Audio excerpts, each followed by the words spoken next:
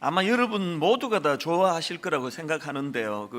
kimberly 커버그가 쓴 지금 내가 알고 있는 걸 그때도 알았더라면 이 주옥 같은 시를 저도 참 좋아합니다.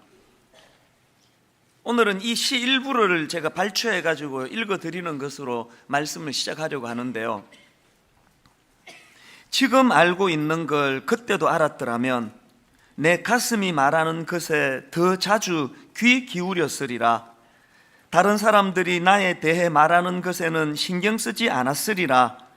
그 대신 내가 가진 생명력과 단단한 피부를 더 가치 있게 여겼으리라. 진정한 아름다움은 자신의 인생을 사랑하는 데 있음을 기억했으리라. 지금 알고 있는 걸 그때도 알았더라면 사랑에 더 열중하고 그 결말에 대해서는 덜 걱정했으리라. 설령 그것이 실패로 끝난다 해도 더 좋은 어떤 것이 기다리고 있음을 믿었으리라.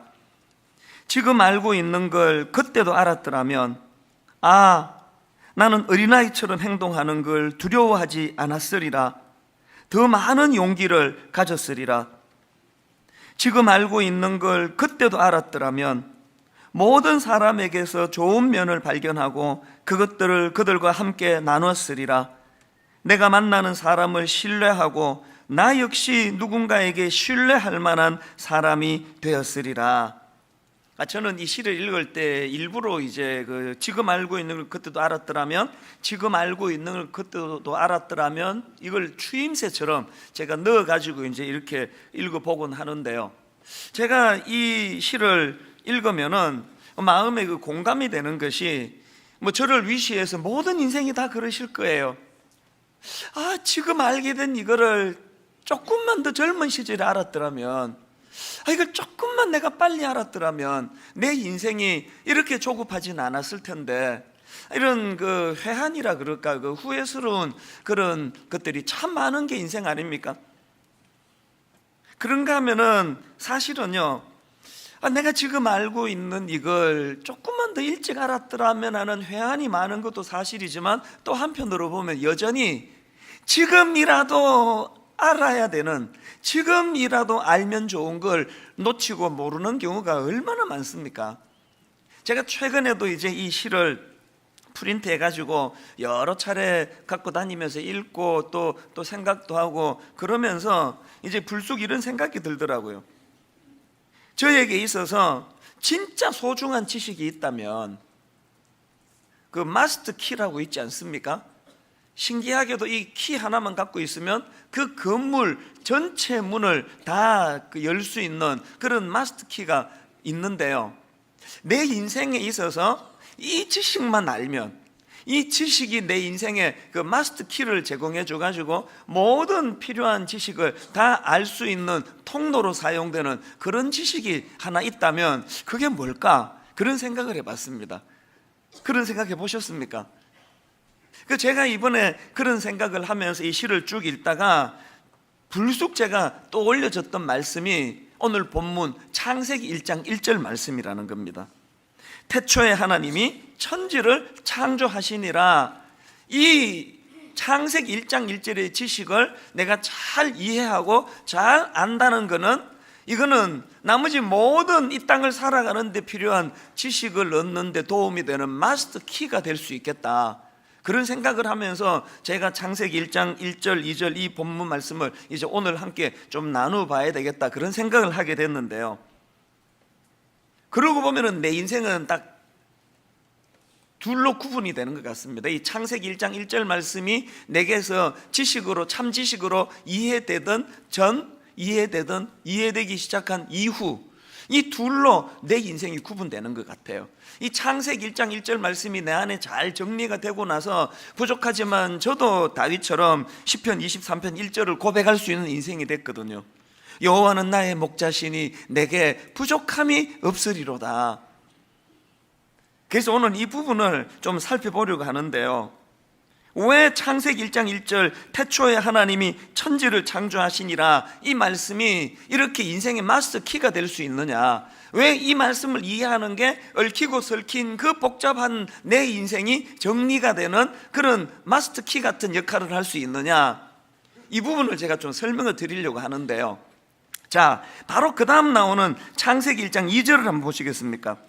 땅이 혼돈하고 공허하며 흑암이 깊음 위에 있고 하나님의 영은 수면 위에 운행하시니라. 물론 이 2절 말씀은 우주적으로 하나님의 창조 역사가 일어나기 이전의 상태를 설명한 것이지만, 저는 이거를 내 개인의 삶에다가 적용을 하면서 이 말씀을 읽다가 보니까요, 너무너무 놀라운 많은 깨달음을 여기서 얻게 되는 겁니다.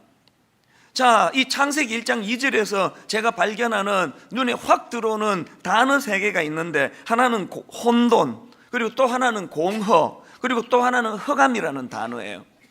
이게 우리말 성경에는 이게 3가지 개념 같은데요, 사실은 이게 원어로 보면은 이 두 묶음입니다.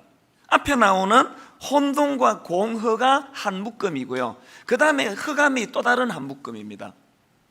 자, 먼저 제가 이 혼돈과 흑암이라는 묶음을 좀 설명을 드리려고 하는데요, 이 창세기 1장 2절을 영어 성경 NIV라고 New International Version이라는 성경이 있거든요. 그 성경으로 보니까 이 혼돈과 공허를 이렇게 번역하고 있더라고요. Formless and empty. 그러니까 지금 그 2절에 나오는 혼돈이라는 이 단어는 보통 우리가 알듯이 이게 카오스가 아니에요.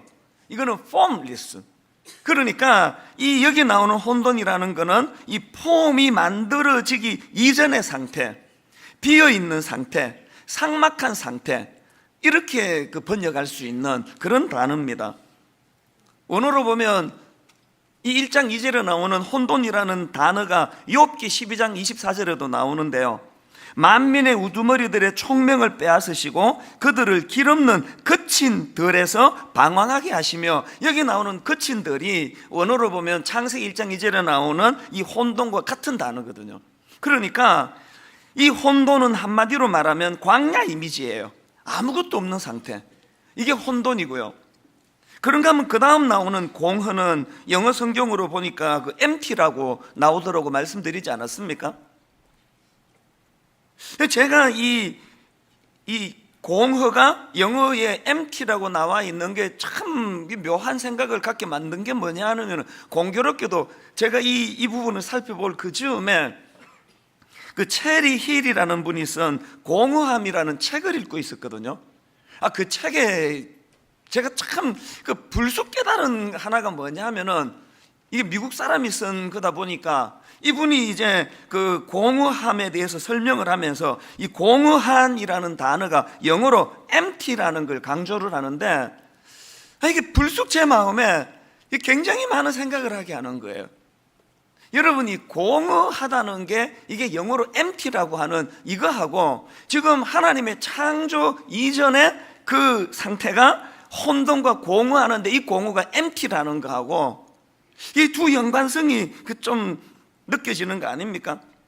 사실 여러분, 우리가 이 땅을 살다가 보면은 그 불쑥불쑥 찾아오는, 청하지도 않았는데 찾아오는 불청객이 둘이 있는데, 하나는 감기고 또 하나는 공허함 아닙니까?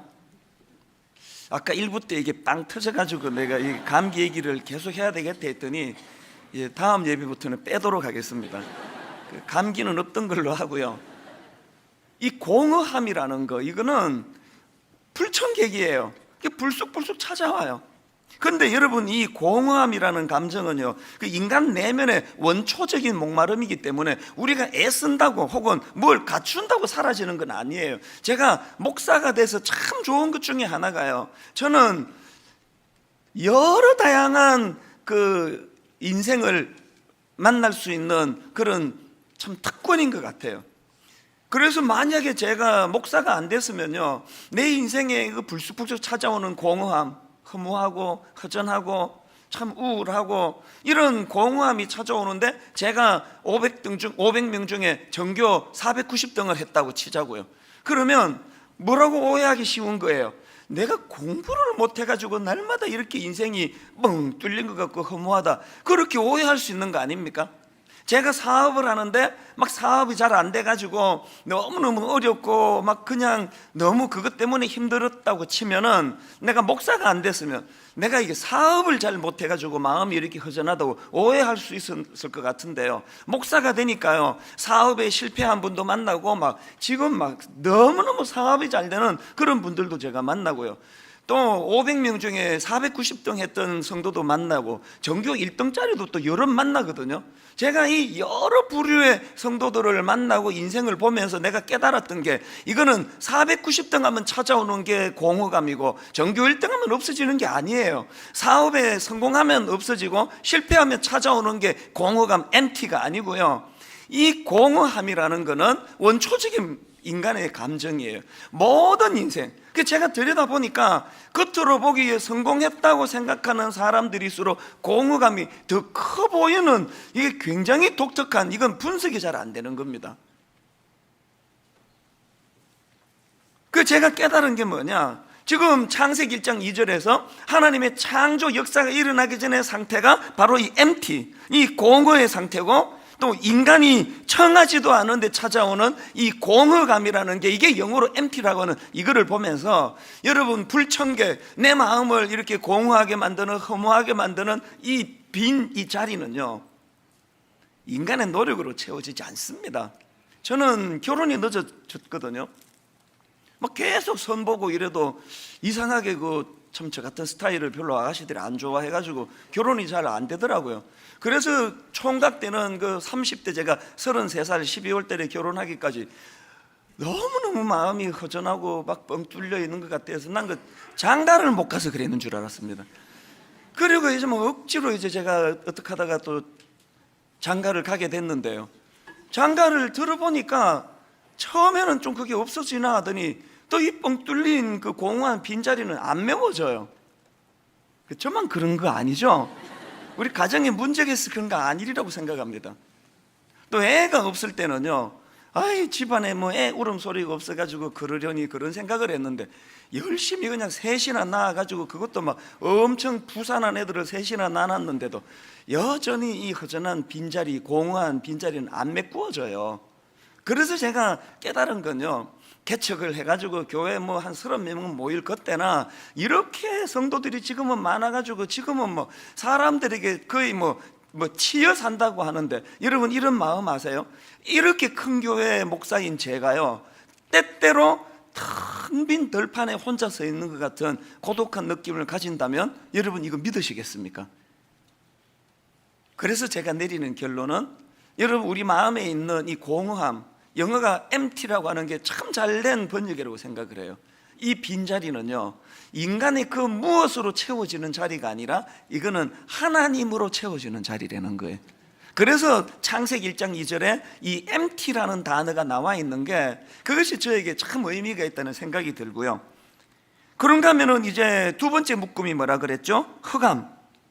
창세기 1장 2절을 보니까 땅이 혼돈하고 공허하며 흑암이 깊음 위에 있고, 성경에는요 이 빛이 하나님을 상징하는 것으로 설명될 때가 많고요, 그런가 하면은 이 흑암, 어둠이라는 것은 그 하나님을 대적하는 반하나님적인 것, 이걸로 설명할 때가 많습니다. 예를 들면은 잠언 2장 13절에 보니까 이 무리는 정직한 길을 떠나 어두운 길로 행하며, 이거는 이제 악한 걸 이렇게 어두운 흑암으로 표현을 한 거거든요. 그런가 하면은 빛은 구원을 상징합니다. 이사야 9장 1절, 전에 고통받던 자들에게는 흑암이 없으리로다. 옛적에는 여호와께서 스불론 땅과 납달리 땅에 멸시를 당하게 하셨더니 후에는 해변길과 요단 저쪽 이방의 갈릴리를 영화롭게 하셨느니라. 하나님의 이 은혜의 빛이 영화롭게 하셨느니라, 이거를 설명할 때 흑암이 없어지는 것으로 이렇게 묘사를 하는 거 아니겠습니까? 그래서 구약에 그 예레미야라는 선지자가 있는데요, 그는 그 시대의 타락을 탄식하면서 쓴 글 중에서 예레미야 4장 22절을 한번 보십시오. 내 백성은 나를 알지 못하는 어리석은 자요, 지각이 없는 미련한 자식이라. 악을 행하기에는 지각이 있으나 선을 행하기에는 무지하도다. 어떤 상황인지 아시겠죠? 악을 행하기에는 막 눈이 바짝바짝거리고 막 그냥 막 동작이 빠르고, 선을 행하는 데는 무지하게 짝이 없는 이런 타락함을 지금 탄식하는데요, 바로 그런 상태를 그 다음 23절에서 어떻게 묘사하는지 보십시오. 보라, 내가 땅을 본즉 혼돈하고 공허하며 하늘에는 빛이 없으며. 지금 예레미야 선지자가 그 타락한 그 시대를 설명하는데 창세기 1장 2절 하나님의 창조 이전의 상태를 그것을 가지고 설명하고 있는 이 내용이 이게 뭘 이야기하겠습니까?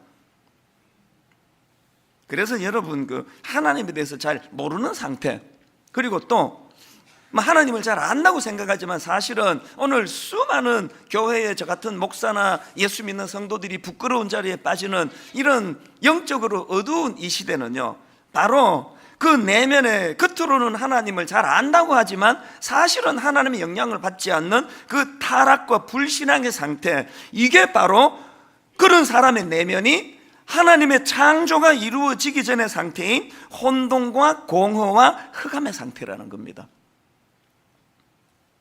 이게 이제 두 묶음, 참 가슴 아픈 부정적인 두 묶음이고요. 그런가 하면은 제가 이 창세기 1장 2절에서 너무 감동을 받는, 은혜를 받는 그 대목은 바로 그 다음 나옵니다. 자, 1장 2절을 다시 한번 보십시오. 땅이 혼돈하고 공허하며 흑암이 깊음 위에 있고 하나님의 영은 수면 위에 운행하시니라. 히브리 말로 이 운행하다라는 단어는요, 알을 품다, 부화하다, 그런 단어에 이게 너무 저는 감동이 됩니다. 한신대 김희곤 교수라는 분이 이 부분을 설명하면서 이렇게 설명합니다. 마치 알을 품고 있는 날 짐승처럼 하나님의 창조적 영이 혼돈의 물을 품고 있었고 그 어느 것도 그분의 품에서 벗어나 있을 수는 없다. 아까 예레미야 선지자가 그 이스라엘 백성들의 타락의 상태를 바로 혼돈과 공허와 흑암의 상태라고 그렇게 설명을 했고, 오늘 창세기에서 하나님의 창조 역사가 이루어지기 전의 상태를 혼돈과 공허와 흑암의 상태라고 그렇게 묘사를 하는데, 제가 감동을 받는 건 이 부분이에요. 그런 혼돈과 공허와 흑암이 특징 지어진 그런 상황에서도 하나님께서는 알을 품듯이, 마치 그 어미새가 알을 품고 있는 것처럼 그렇게 우리를 품어주신다는 이 사실, 여러분 이거를 제가 이렇게 설명하면 더 좀 이해가 쉬울 거예요. 이 창세기가 이게 언제 써졌는지 아십니까? 이거 누가 썼는지 아십니까? 모세가 썼습니다. 이스라엘 백성들이 430년 그 애굽의 이집트의 종살이로 노예로 신음을 하다가 하나님이 홍해를 건너 그들을 해방시켜 주시는데요, 여러분 한번 생각을 해 보십시오. 그 이스라엘 백성들의 430년의 그 이집트의 종살이가 이게 바로 혼돈과 공허의 상태 아닙니까? 이스라엘 백성들에게 있어서 이집트는 사람이 살 수 없는 그 삭막함, 고통, 늘 공허하고 늘 허전한 상태. 게다가 왜 이 430년 이집트 종살이가 그들에게 흑암입니까? 한번 생각을 해보세요. 430년을 종살이를 했는데 뭐 요즘으로 쳐도요, 인간의 수명이 뭐 길어봐야 80, 90인데 그러면 그 이스라엘이 종살이로 애굽에 태어나면 어떻게 됩니까? 날 때 종으로 태어났는데, 날 때 노예로 태어났는데 아무리 몸부림을 치고 몸부림을 치고 몸부림을 쳐도 그 노예 상태를 벗어나지 못하고 죽는 게 그게 이스라엘 백성들의 상태 아닙니까? 그게 흑암 아닙니까? 흑암? 제가 경험해 보니까요, 인간은요 한 줄기 빛만 있어도 절망하지 않습니다. 그런데 이 흑암은 그런 한 줄기 빛조차도 차단된 상태.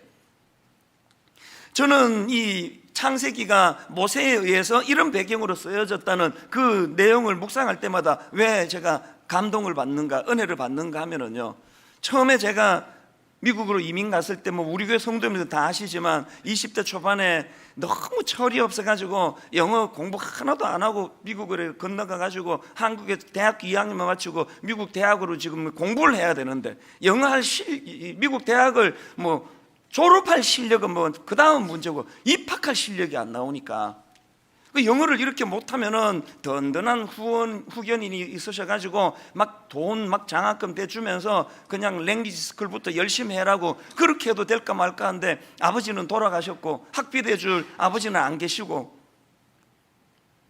내가 돈을 벌어가면서 학교를 다녀야 되는데 영어를 못하면 막 몸이라도 튼튼해가지고 막 그냥 막 닥치는 대로 막노동이라도 하고 살면 살아날 길이 있을 텐데 몸은 또 무지무지 약해가지고 맨날 쌍꺼풀 터지고, 이게 뭐 어떻게 되는 겁니까?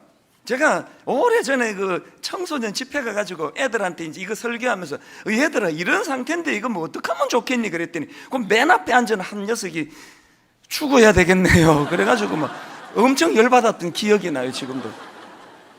뭐 이런 놈이 다 했나 싶었는데요, 제가 그 오랜 세월이 지나고 계속 걔 생각이 나요. 그냥 만나보고 싶어요. 걔 말이 너무 진린 거예요. 너무 맞는 이야기예요. 그 죽어야 돼, 죽어야 돼. 아무것도 이게 한 줄기 빛도 안 보이니까 진짜 오죽하면은 그 충동적으로 정말 죽고 싶다, 죽어야 되겠다 그런 생각을 했겠냐고요. 그 어린 나이에 경험도 없던 제가 그런 절망을 경험했는데요, 제가 오늘 여러분 제가 초점이요, 그 과정을 내가 이렇게 다 거치고 하나님 은혜로 이렇게 큰 교회 목사가 되고 내가 성공한 거 아닙니까? 그 얘기를 드리는 게 아니에요. 제 감동은 딴 데 있습니다. 20대 초반에 그런 한 줄기 빛조차도 보이지 않던 그런 과정을 제가 겪으면서 너무너무 마음이 낙심하고 절망이 돼 있었는데요, 한 34년 지나서 그때를 되돌아보면은 내가 몰랐던 게 뭐예요? 내가 몰랐던 게 그런 철저하게 혼돈과 공허와 흑암의 상태였던 내 20대였는데 그 순간에도 하나님이 사실은 어미새가 알을 품고 있는 것처럼 나는 완전히 버려졌다, 난 홀로 떨어진 인생이다, 난 아무도 도와줄 사람이 없다라는 절망에 빠졌던 건 내 착각이고, 그런 절망의 순간에도 내 하나님은 나를 품고 계셨다는 거, 이게 너무너무 감동이 되는 거예요. 그래서 여러분 지금 오늘 이 자리에 초청되어 오신 분들한테 제가 한 가지 꼭 제가 이 말씀은 내가 드려야 되겠다 싶은 게 뭐냐면요, 여러분 너무 부담 갖지 마세요. 이 시간은요 여러분이 뭘 선택하는 시간 아닙니다. 이 시간에 내가 그 하나님이 누군지 잘 들어보고 난 지금까지 나 부처님을 믿었는데 하나님으로 한번 바꿔볼까? 그 하나님 이거 뭐 믿을 만한 존재인가? 이거 뭐 선택하는 시간이 아니고요, 지금 이 시간은요 여러분이 자각하든 자각하지 못하든 이미 하나님은 혼돈과 공허와 흑암, 이 뻥 뚫려 있는 이 메울 수 없는 우리 내면의 이 사실을 인식하는 자들에게 하나님께서는 이미 내가 니를 품고 있다, 이미 내가 니를 품고 있다, 이거는 우리가 선택하는 게 아니라 하나님이 선택하시는 거예요. 오늘 이 시간은요 내가 상품 고르든 부처님 택할까 알라신 택할까 하나님을 택할까 하는 선택이 아니고요, 이미 택함 받은 이 사실을 자각하는 시간이에요. 자각. 이제 서두에 말씀드렸잖아요, 지금 내가 알고 있는 걸 그때 알았더라면 내 인생이 얼마나 윤택해졌을까. 저는 한때요 한국으로 30살 때 돌아와가지고 너무너무 고생했던 기억이 싫어가지고요 시카고 쪽으로는 얼굴도 안 돌렸습니다. 보니까 그게 그 동해 그쪽이더라고요. 주로 바다는 서해를 갔습니다. 중국 쪽이 보이도록. 요즘에는요 제가 시카고를 방문하면 꼭 그 265불짜리 원베드룸 바퀴벌레가 막 그냥 불 탁 켜면 나오고 하던 그 인도 사람이 많던 그 100년 된 목조 건물, 거기를요 꼭 무슨 성지순례 하듯이 제가 가봐요. 내가 여기서 그렇게 절망하던 데구나. 또 그 시카고 막 한번 그 추위가 닥치면 영하 20도 30도씩 되는데 차도 없이 버스를 2번 3번 갈아타고 그렇게 그 일하러 다녔던 그 추웠던 기억들을 떠올리면은 왜 제가 감동이 되는지 아십니까? 이 집에서 살면서 너무너무 절망이던 흑암, 희망이라고는 한 줄기도 없던 그 순간에도 사실은 하나님이 날 안고 계셨구나, 품고 계셨구나.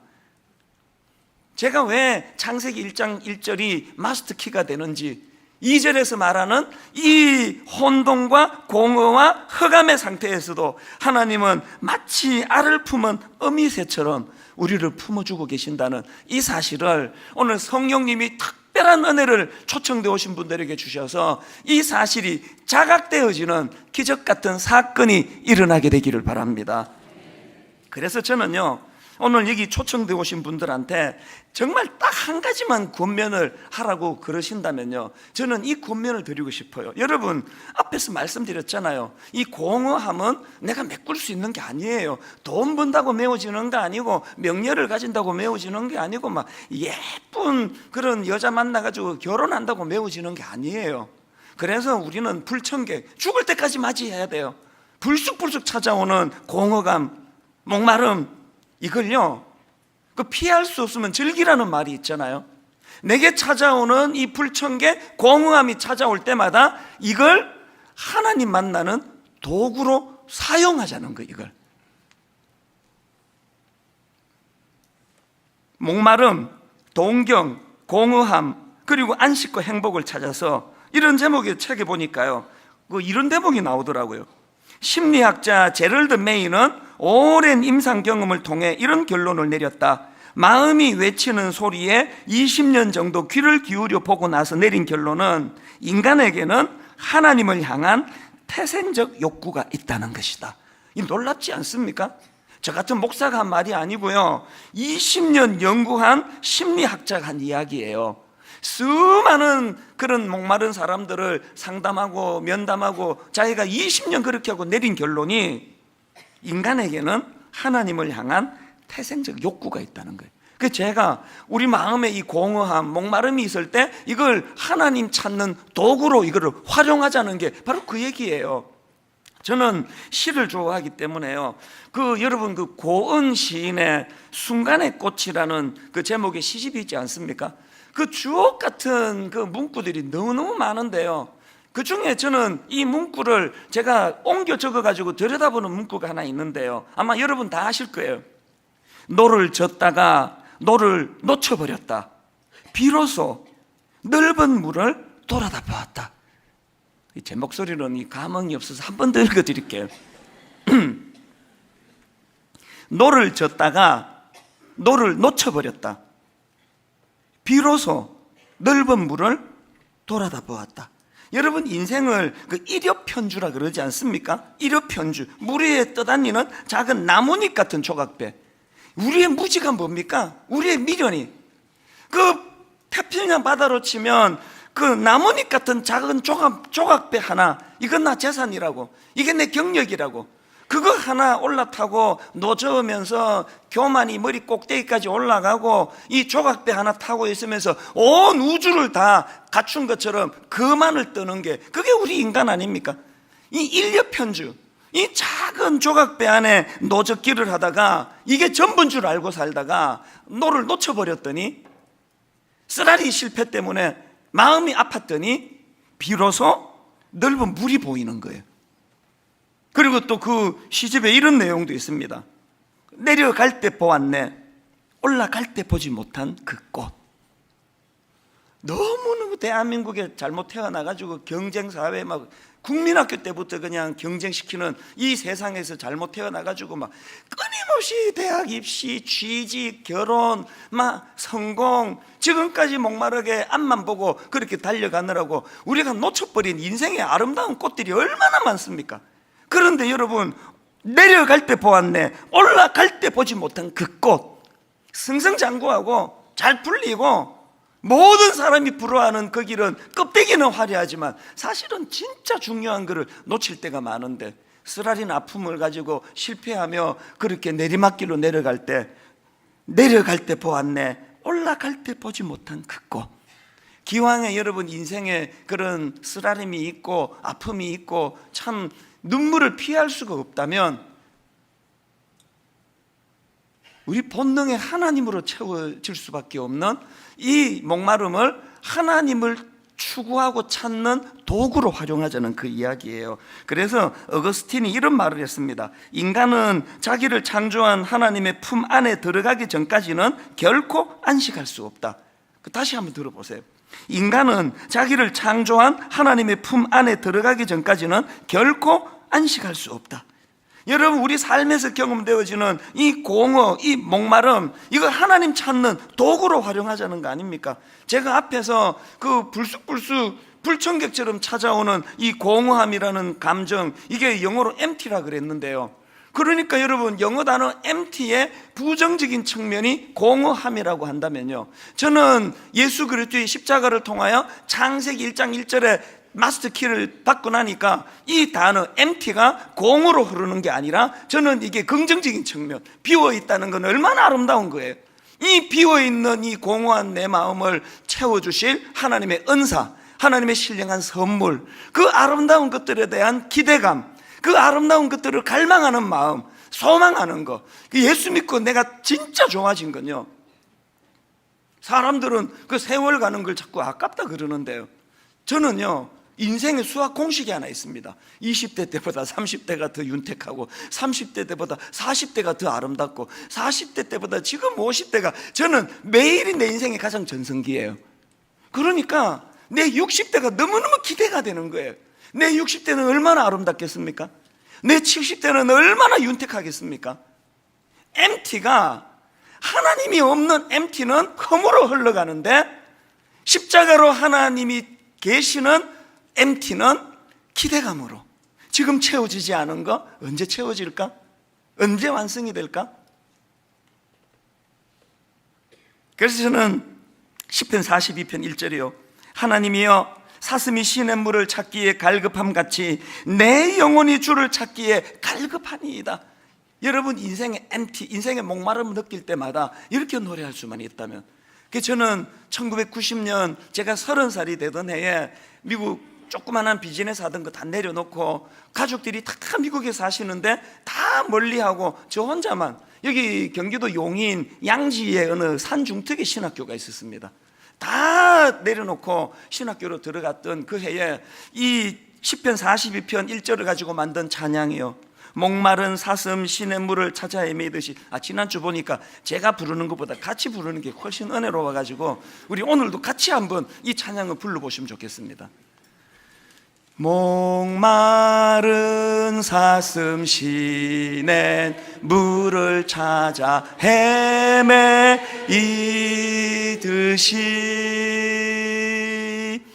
내 영혼 주를 찾기에 갈급하나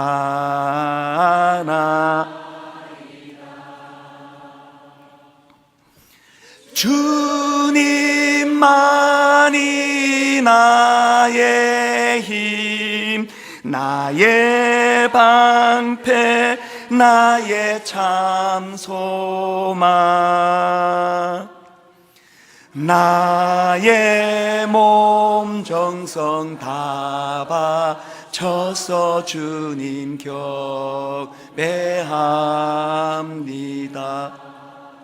여러분, 다 내려놓고 가족 떠나 그 산중턱 신학교로 가서 많이 울면서 불렀던 찬양이에요. 왜 운지 아십니까? 고마워서 울었습니다.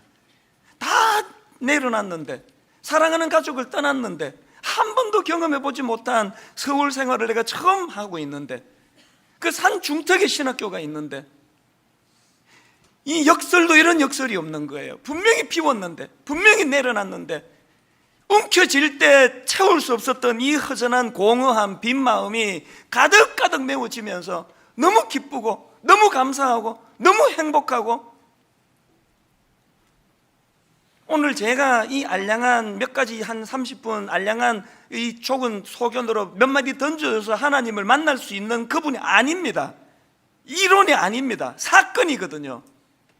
오늘 우리는 창세기 1장 2절에 태초에 하나님이 천지를 창조하시니라, 이 마스터 키를 가지고 내 내면에 도사리고 있는 아무리 애를 써도 메워지지 않는 이 공허한 마음을 목마른 사슴 시냇물을 찾듯이 내 영혼 주님을 찾기에 갈망합니다. 그렇게 주님을 갈망하는 자들에게 주시는 꽉 채워지는 이 느낌이요, 이 꽉 채워지는 이 충만함이요,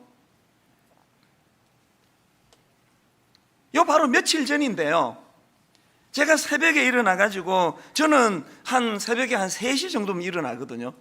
한 4시면은 뭐 거의 다 일어날 때가 많을 거예요. 이런 새벽에 일어나 사람 다 멀리하고 고요한 시간에 하나님과 독대하면 내 인생은 막 그 시간이 난 제일 좋아요. 뭐 어떤 영광스러운 자리보다도.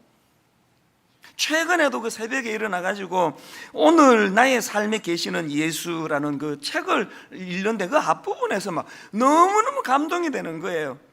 그 책에 보니까요, 갈라디아 2장 20절, 내가 그리스도와 함께 십자가에 못 박혔나니 그런즉 이제는 내가 사는 것이 아니요 오직 내 안에 그리스도께 사시는 것이라. 이제 내가 육체 가운데 사는 것은 그 책에서 강조하는 그 시제예요. 이 현재형. 이제 내가 육체 가운데 사는 것은 나를 사랑하사 나를 위하여 자기 자신을 버리신 하나님의 아들을 믿는 믿음 안에서 사는 것이라. 그 책이 강조하는 것, 이제 내가 사는 것은, 그 책 부제가요, 그리스도의 I am 메시지예요. 영원한 현재 되시는 예수 그리스도. 그 내용을 한번 들어보세요. 기억 속에 혹은 상상 속에서 우리는 과거나 미래에 살고자 애를 쓴다. 하지만 그것은 건강하고 창의적인 그리스도인의 삶을 방해한다. 옛날에는 참 좋았지라는 말은 나쁜 기억력과 좋은 상상력의 합작품이라고 누군가 말했다. 이게 너무 멋진 말 아닙니까? 옛날에는 참 좋았지라는 말은 나쁜 기억력과 좋은 상상력의 합작품이라고 누군가 말했다. 나는 그 말에 동의한다. 그 다음 내용을 들어보세요. 과거가 나를 낙심시키고 미래가 나를 두렵게 할지라도, 과거가 나를 낙심시키고 미래가 나를 두렵게 할지라도 오늘 나의 삶은 내 안에 그리스도께서 사시기 때문에라는 갈라디아 2장 20절의 말씀처럼 풍성하고 역동적인 삶이 된다. 한국교회가 타락했다면 이유는 딱 하나예요. I am 메시지, 그리스도의 I am 메시지를 죽여버린 거예요. 여러분, 신앙은 과거에 매이는 게 아니에요. 신앙은 막연한 미래를 동경하는 게 아니에요. 죽어서 천국 가는 건 그 다음 이야기고, I am 메시지, 오늘 현재 일하신 하나님, 오늘 현재 이 뻥 뚫린 내 마음을 예배 드리다가, 예배 끝나고 찬양 하나 부르다가, 기도하다가 이것이 메워지는 것을 경험하는 사건, 이게 예배인 줄로 믿으시기를 바랍니다. 오늘 내가 시간이 없어가지고 다 소개 못해드리니 너무너무 안타까운데요, 요 근래에 그 율락업소에서 일하는 한 자매님이 눈물의 메일을 보내왔는데, 어릴 때부터 성추행을 당하고 그 절망감 때문에 원조 교제를 하고 율락업소에 빠져 있던 자기를 하나님이 어떻게 건져주셨고 어떻게 치유해 주셨냐는 그 눈물 나는 이런 사연의 편지를요, 이런 메일을요, 얼마나 자주 받는지 아십니까? 이런 드라마틱한 변화가 왜 일어나느냐고요? I am 메시지, 그리스도의 I am 메시지, 현재 일하신 하나님, 너 죽으면 인생의 목마름 해결해 줄게, 이런 약속을 하시는 분이 아니에요. 결론을 맺으면서 오늘 그 예수님이 저와 여러분을 이 자리에 불러 모으신 거 아닙니까? 여러분을 이렇게 초청하시는 거 아닙니까? 요한복음 6장 35절, 예수께서 이르시되 나는 생명의 떡이니 내게 오는 자는 결코 줄이지 아니할 터이요 나를 믿는 자는 영원히 목마르지 아니하리라. 오늘 이 주님의 약속을 믿고 그분 앞에 이 허전한 빈 마음을 가지고 나아갔을 때, 앞에 소개드렸던 그 율락업소에 다녔다는 그 신실한 자매님으로부터 시작해서 너무너무 눈물난 놀라운 현재 I am 메시지로 변화되는 수많은 역사들이 지금도 일어나는 줄 믿으시기를 바랍니다. 오늘 이 말씀을 정리하면서 그 이 찬양을 좀 불러드리고 싶은데요, 우물가의 여인처럼 난구했네. 가정에 실패했고 대인관계에 실패했고 대인 기피증에 걸려있던 이 우물가의 여인, 이 여인을 가지고 만든 찬양인데요, 우리가 한번 불러드릴 텐데 조용히 내용을 한번 음미해 보시면서 오늘도 일하시는 주님을 경험하시면 좋겠습니다. 이렇게 찬양하기 원합니다. 우물가의 여인처럼 난 구했네. 우물가의 여인처럼 난 구했네. 뭘 구했습니까? 헛되고 헛된 것들을. 그때 주님 하신 말씀, 여러분은 이렇게 초청하십니다. 내 세매와 생수를 마셔라. 이렇게 반응하기 원합니다. 오 주님 채우소서. 허전한 빈 마음, 나의 잔을 높이 듭니다. 하늘 양식 내게 채워주소서. 넘치도록 채워주소서.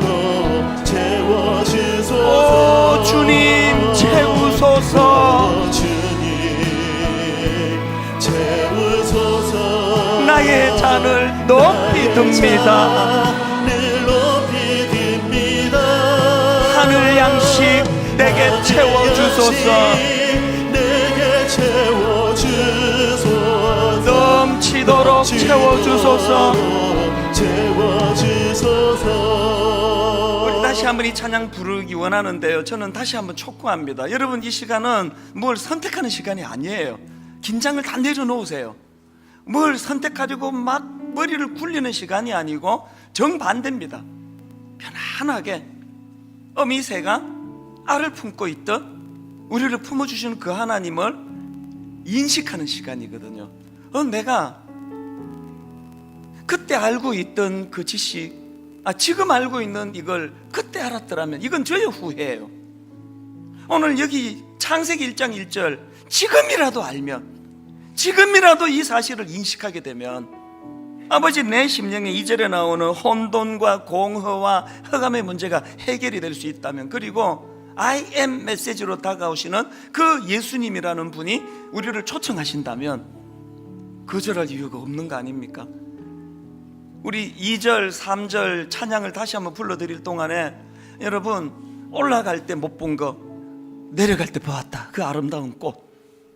너를 열심히 저을 때는 온 세상이 일엽 편주라고 하는 요 코딱지만한 이걸로 교만에 가득 차 있던 내 인생인데, 너를 놓쳐버리고 나서 그 낙심된 마음으로 눈을 들어보니 그동안 내가 보지 못했던 상상할 수 없는 영적인 세계가 펼쳐지더라. 이걸 자각하는 게 새세명 축제입니다. 여러분, 우리 많고 많은 사람들이 찾았었네, 헛되고 헛된 것들을 다시 한번 이 찬양을 불러드리도록 하겠습니다. 많고 많은 사람들이 찾았었네. 뭘 찾았습니까? 헛되고 헛된 것들을 헛된 것들을 주 안에 감추인 법에 감추인 법. 세상 것과 난 비길 수 없네. 난 비길 수 없네. 오 주님 채우소서. 주님 채우소서. 나의 잔을 높이 듭니다. 높이 듭니다. 하늘 양식 내게 채워주소서. 내게 채워주소서. 넘치도록 채워주소서. 채워주소서. 내 친구여 거기서 돌아오라. 혼돈과 공허와 흑암의 자리에서 내 주의 넓은 품으로 우리 주님 너를 반겨. 여러분, 영안을 열고 이걸 볼 수 있으면 얼마나 좋습니까? 그 넓은 품에 안아주시리. 오 주님 채우소서. 나의 잔을 높이 듭니다. 하늘 양식 내게 채워주소서. 넘치도록 채워주소서. 오 주님 채우소서. 나의 잔을 높이 듭니다. 뻥 뚫린 공허한 내 빈 마음에 하늘 양식 내게 채워주소서. 넘치도록 채워주소서. 하나님 사랑의 눈으로 너를 어느 때나 바라보시고, 여러분 이거 아십니까? 하나님 인자한 귀로서 언제나 너에게 기울이시네. 우리가 좌절할 때 어두움의 밝은 빛을 비춰주시고, 우리가 낙심할 때 너의 작은 시름에도 응답하시네. 너는 어느 곳에 있든지 주를 향하고 주만 바라볼지라. 우리 다 자리에서 일어나셔서 하나님 사랑의 눈으로 너를 어느 때나 바라보시고 하나님 인자한 귀로서 언제나 너에게 기울이시니 우리가 좌절할 때 어두움에 밝은 빛을 비춰주시고 너의 작은 시련에도 응답하시니 너는 어느 곳에 있든지 주를 향하고 주만 바라볼지라. 주만 바라볼지라.